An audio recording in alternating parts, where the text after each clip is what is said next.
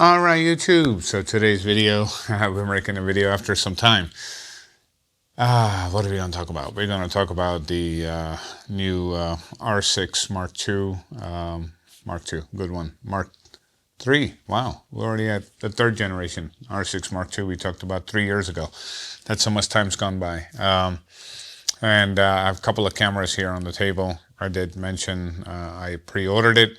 Some of you are probably freaking out. What happened to the DSLR? Nothing happened to the DSLR. I still have them. You know, the love for DSLR doesn't drop just because there's something new. The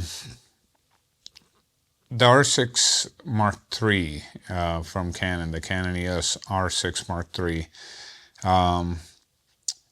is for me, it's going to be a decision time type of camera.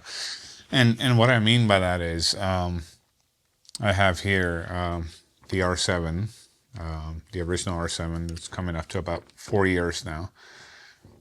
No competition that can touch it for now. So if a Mark II is coming out sometime next year, as I've been saying, I said it in the beginning of the year that the Mark II of this will not come out in 2025, and all rumor sites have been absolutely wrong. They're just looking for a view and waste your time. It's not coming till sometime next year. Anyway, so to each its own. It is what it is. I've loved using this for the last 4 years rather than waste 4 years of my life not using anything.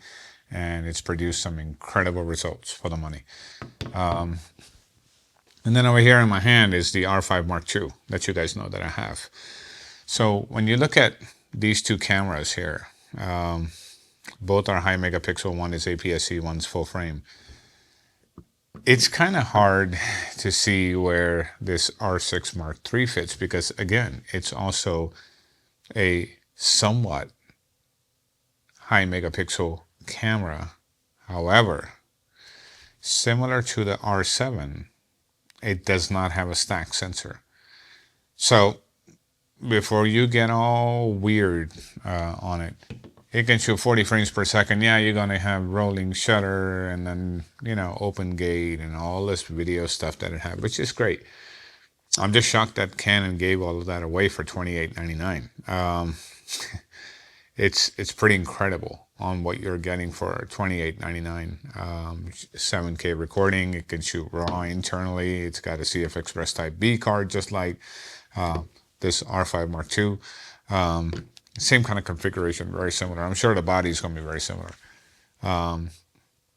Nonetheless, the camera, it looks very promising for event and, you know,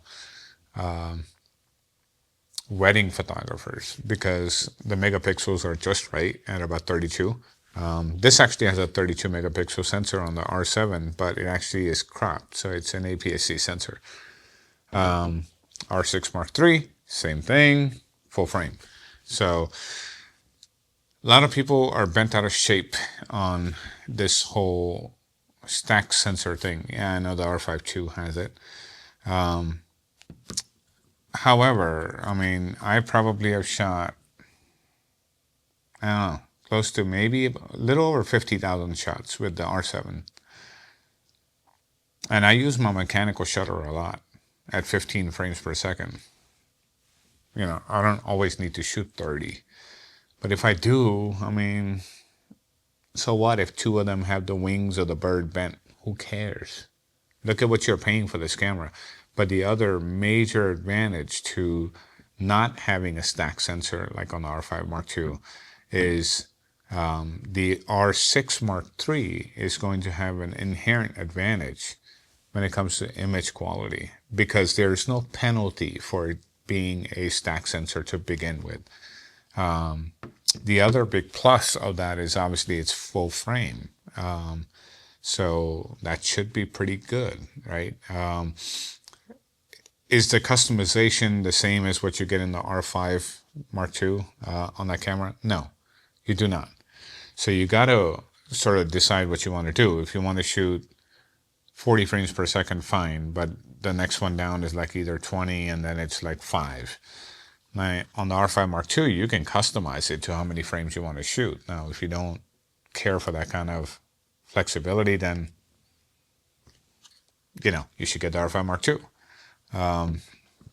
The R5 Mark II is the next level up between the R6 Mark III and the R1. So this has the R5 Mark II has a lot of the things that the R1 has. So keep that in mind. From a complementary type of camera, the R6 Mark III actually could become an incredible companion to something like an R7 or an R5 Mark II. If you don't have a lot of money to spend and got $3,000 and you want a hell of a body, that can do it all. I know the Sony a7 IV is on its way. Yeah, it'll be a good seller. Probably be another parts bin camera. That's all they got. They don't have anything up their sleeve. They'll probably reuse the same old sensor again, and continue to do like what they've been doing. And they've got a strong enough following that people will buy it anyway. However, I do like kind of what Canon is doing. So let me clarify something. I know you guys know how much I love my DSLRs. You guys also understand how much I love my EF lenses. I don't have a lot of EF lenses that aren't, optically made correctly and are decent lenses. I have the nicer ones. You guys have seen them all. Having said that, it makes it hard to just dump that gear and buy something that's RF. How much better is it? Maybe 5%, maybe 10% at best. But to lose that kind of money to get that, it's not worth it. That's why you see a lot of people not letting go of their DSLRs, because the RF system is incredible. It's one of the best systems on the market today. This system has already become #1. And they haven't even opened up their mount yet for the lenses. And they're already #1. So imagine what they're going to do now. So is it going to continue to grow? Sure. Am I going to buy RF stuff? Sure. Just because I love DSLRs doesn't mean I'm not going to buy it. There are certain things I will not buy. I have the 24-70 2.8 Mark II lens. That's the EF one. Am I going to replace it with the RF version? No. There's no need to. It's not that much better. Right? I have the 100 to 500, 100 to 400 Mark II lens. And I seriously thought about, hey, should I go ahead and actually, buy the RF 100 to 500? I can't see that big of a difference. I can stick a teleconverter on. Yeah, the new one might be a little bit faster. But it's like duplicating lenses. So I'm not going to do that. If you want to do that, you go right ahead and do it. It's not for me, right? So that's kind of where I sit on this. Now, what Canon did is something not too many people are talking about, but I want to put this out here. Why that 45 millimeter lens, I hate to use the words, but is a freaking game changer. It really is. To get a 1.2 lens from a branded lens from the brand itself for under $500, there's no brand, including Sigma, Tamron. Hello, wake up, third party.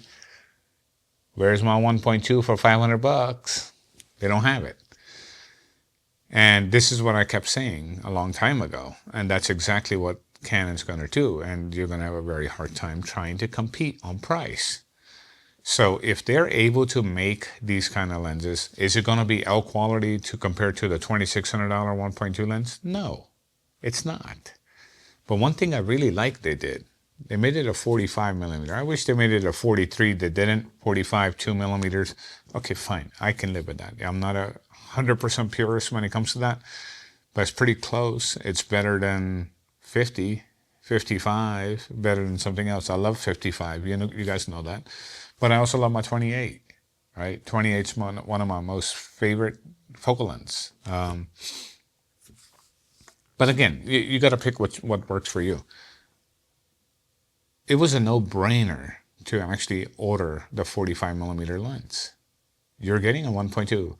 Even if you have to hit 2 little clicks in Lightroom to correct certain things, who cares? Dude, for $500 a 1.2 made by Canon, it's not even made by Lava, Venus Optics, or some, I don't even know what to call them, right? I mean, the funny thing is the third-party lenses now, with all the tariffs and stuff, cost almost as much as the first-party stuff. I mean, I was looking at some of the Sony ones. I mean, they're not that far apart in price than the original Sony lenses.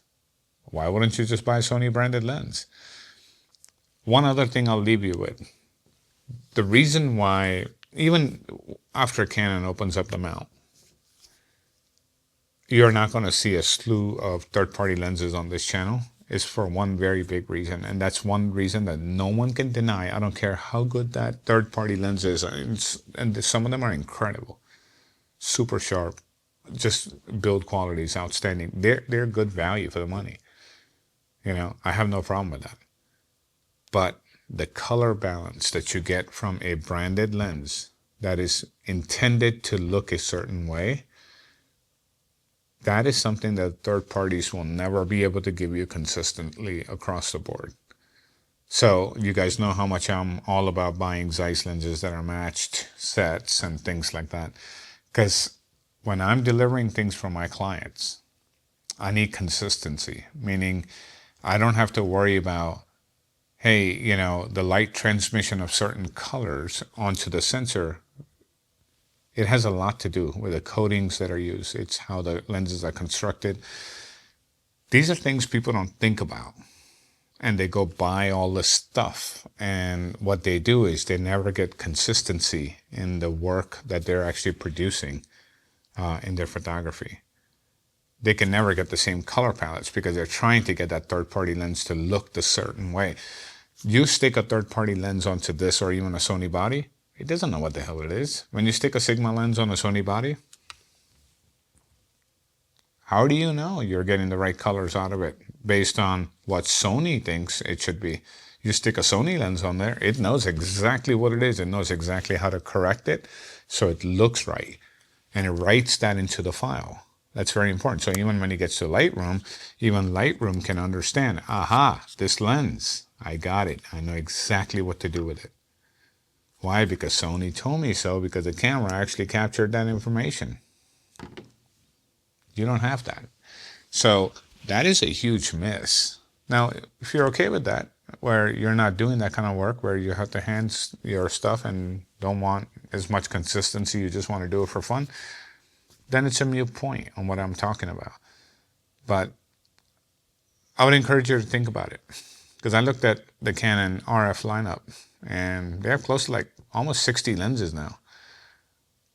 If you can't find one that tickles your fancy in those 60s, I don't know, man. You know, maybe you're just a special piece. You know, you just, I don't know. I don't think you'll ever be happy, no matter what you do.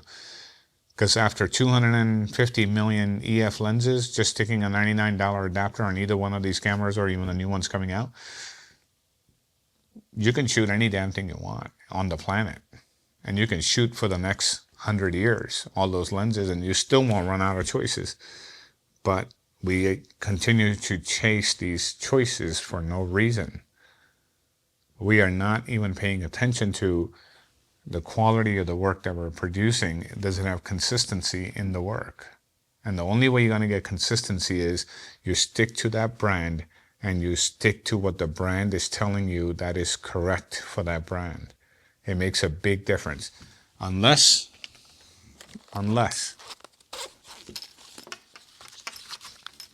they find a way to put this guy, this is the data color light meter, into a camera. So the color that the human eye sees is exactly that color. And that's how this video is being captured. I'm not going to edit this video. The colors, everything are right out of the camera. Why? Because It's punched in from here, exactly what it is, what the color value is. It's 3,260 Kelvin. I just know it. It's punched in there. And that's what you're seeing. Then you can get and match any lens to any camera body, no problem. But do you have the time to do this every time? If not, reduce your chances to it, especially if you're shooting events and weddings and things like that. Think about this. If you set your settings based on this, and let's say you're in the Sony ecosystem, Canon ecosystem, Nikon ecosystem, whatever ecosystem you're in, and you have all branded lenses from that brand, what is the chances of your colors varying from lens to lens to lens? Very little. There'll be some, but very little. But if you have a Sigma in there, you have a Tamron in there, you have a Venus Optics in there, you have one of those, I don't even know some of those other brands that are there, now you got colors everywhere. So now you got a wedding that actually looks almost like an electromagnetic wave with, you know, like if you look at northern lights in the sky, you got those little waves with all these different colors. That's kind of sort of what you got. You won't get consistency in skin. You want all of that. So think about these things as you go through it. But R6, Canon EOS R6 Mark III, and the RF 45 1.2 lens, I think they're a home run.